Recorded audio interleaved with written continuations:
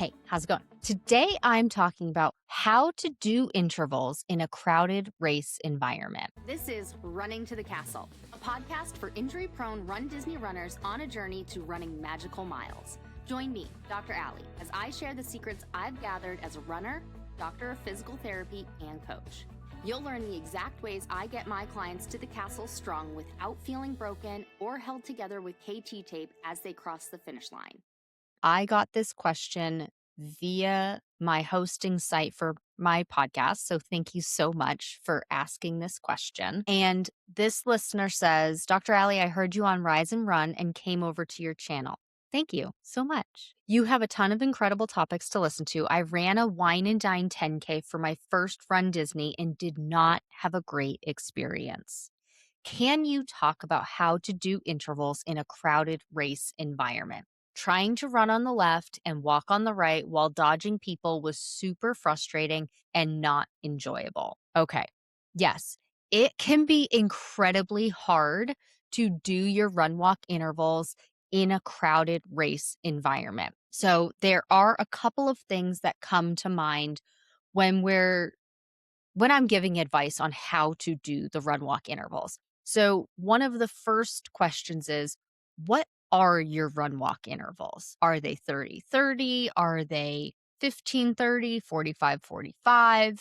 Longer than that, shorter than that? What are they? So that's one thing to keep in mind. And the reason that's important is because what your intervals are, 30-30, I use that as an example a lot because I'd say 98% of the runners who come to me are using that when they come to me. Doesn't mean they use it ongoing.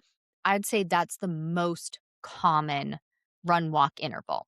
So if you're using 30-30, one of the easiest ways is go find a pace group. Hopefully the pace that you want to do is near you in your corral. Even if it's not, you could even just get with them for a little bit because they're in such a large group and they are all doing the same run walk intervals. They typically are doing 30-30 at the back of the corrals. Might be different further up. I don't know. I haven't been there. And so you could at least stay with them for a little bit of time so you know everybody is running and everybody is walking at the same time. Okay. So that's one thing. If you're doing, like I said, the 30-30 interval or whatever interval you do, is the pace group that also does that interval near you. And I should note, following like Jeff Galloway's method of run, walk, run, he recommends doing a specific interval based on what your estimated finish time is going to be based on your magic mile. I don't know all the ins and outs of it. I don't necessarily follow that, but I do know that the pace groups do follow that. So if they are in your corral, then you were placed there, you didn't, choose to drop back to different corrals, then you're likely finishing in a time similar to them. So that could give you a clue as to what intervals you should be running based on that recommendation. Again, I don't go by that. I help my runners figure out the run walk intervals that they should do that best fit their needs and their body and how they are training and want to run and everything like that. But that's something to keep in mind. Okay. So you could run with a pace group. So that's one way of doing it. Another way of doing it is see if there's somebody else running similar intervals to you and just get on their intervals with them. And you can stay behind them or go in front of them. But if you line up your intervals with them, then a couple of you, at least two of you, are doing the same run walk interval. So at least you won't have somebody, if let's say they're in front of you, suddenly stopping in front of you, right? So you at least would be stopping at the same time. So it didn't really matter. And if they're going the same pace as you, then you kind of just like cruise along and go with them, make a friend, right?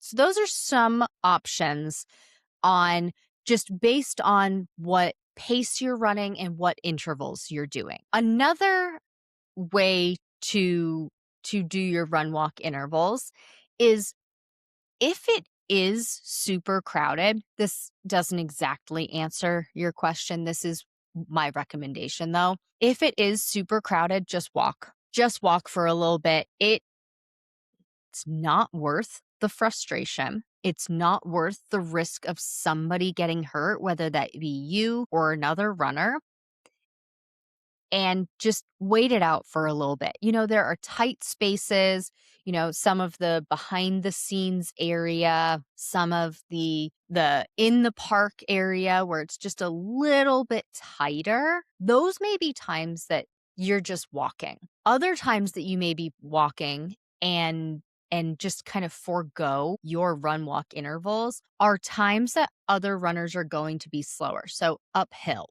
or on slippery surfaces. And you may just need to commit to just walking those. And that's okay. The best time to do your run walk intervals is on the long highway miles. Now, of course, if you're doing a 10K, you don't have those long highway miles. So what you can do instead is walk during those crowded spots. And then when it opens up just a little bit, run fast during your intervals or skip your intervals for just a little bit of time and run maybe not super fast, but just stay running for a short period of time to just get through that section. The easiest way to have space running at runDisney is to find your chance to make a break for it. And one of the things that I do with my runners is I have 4 different types of speed workouts. Now, the main goal for speed workouts in general, not any individual one, but the main goal of speed workouts is to get you faster so that you can, have a bigger buffer between you and the balloon ladies, have more time for character stops, maybe get a proof of time so that you start in a higher up corral so you have more time to wait in line at character stops, right? Like that's what I'm going to runDisney for. I love the magic of it all. I love just the environment, the community, and I like to get character stops. So Springtime Surprise this couple weeks ago, I ran from character to character for the 10K. And I decided there while I was there, like which ones I wanted to stay for and which ones I didn't. And some of them were because, oh, I see them so often, or I know they're on the course a lot. I'm not going to stay today. Other ones that I either haven't seen on the course before or don't really see in the park, I was like, oh yeah, I'm waiting for you. And so that's how I made my decision. And speed workouts in general are there to help you do that, right?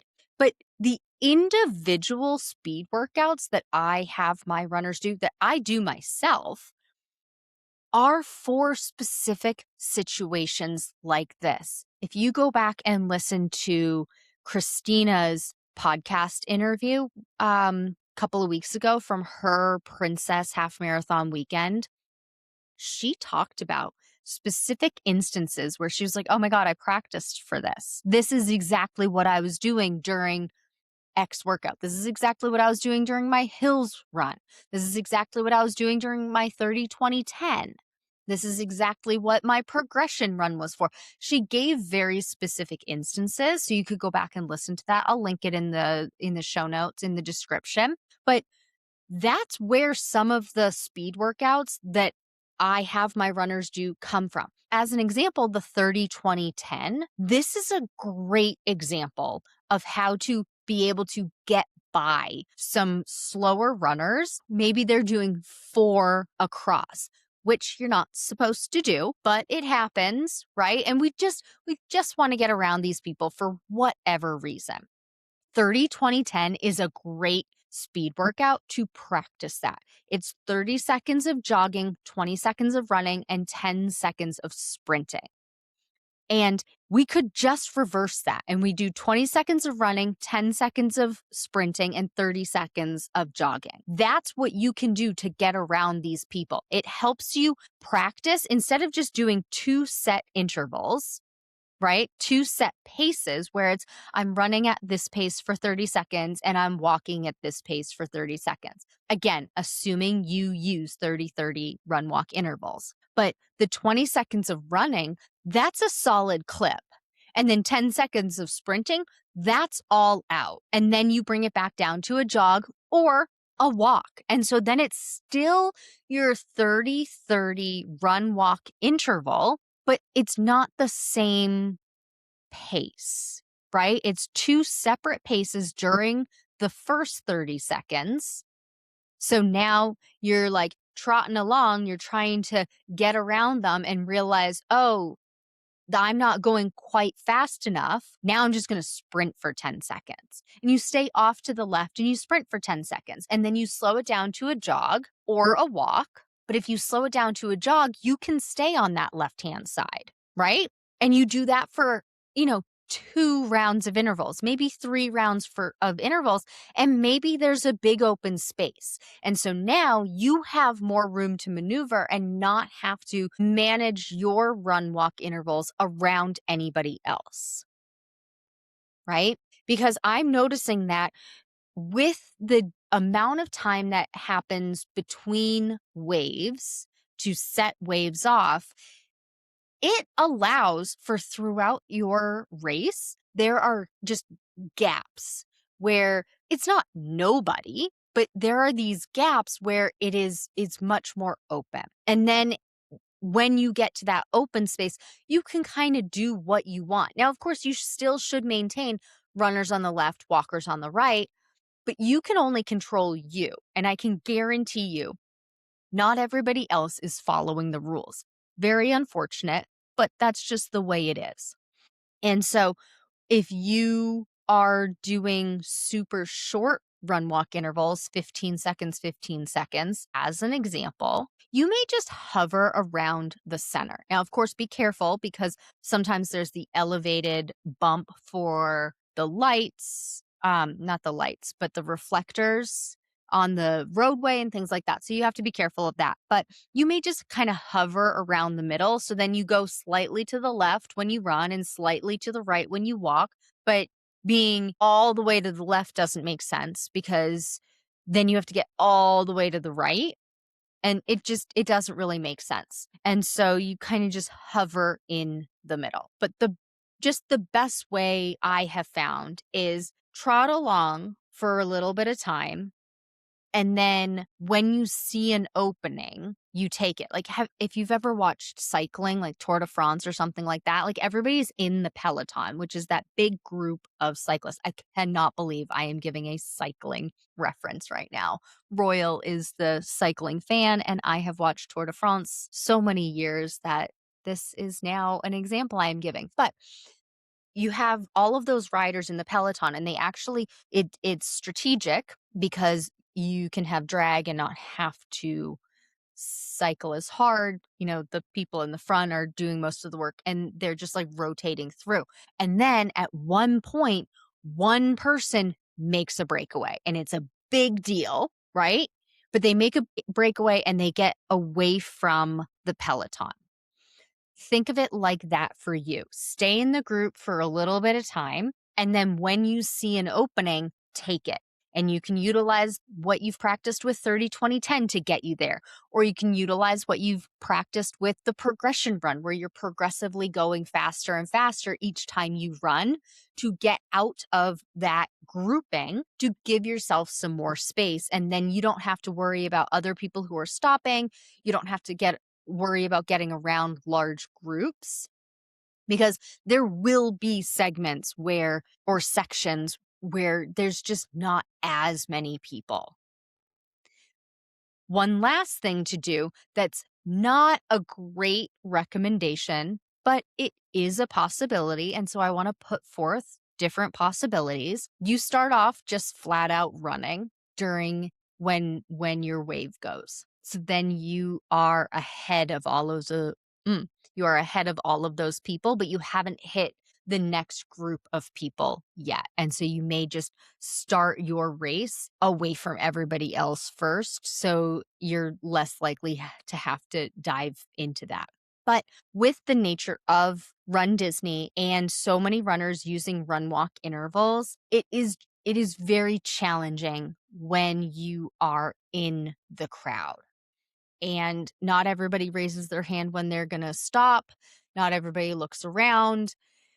Um, some people cut across very suddenly when they see characters. Like, I feel like sometimes people, like, of course, yes, sometimes people just aren't paying attention, but also sometimes just like the excitement of it, you like kind of forget, oh, there are people around me. I need to be aware of them because you saw some entertainment that you want to go look at, or you saw some character that you want to go look at, and you just get excited, or you see the bathroom, like a real bathroom instead of the porta potties. And you're like, oh, now's my time. Better run over and get there. And you kind of forget, or they forget.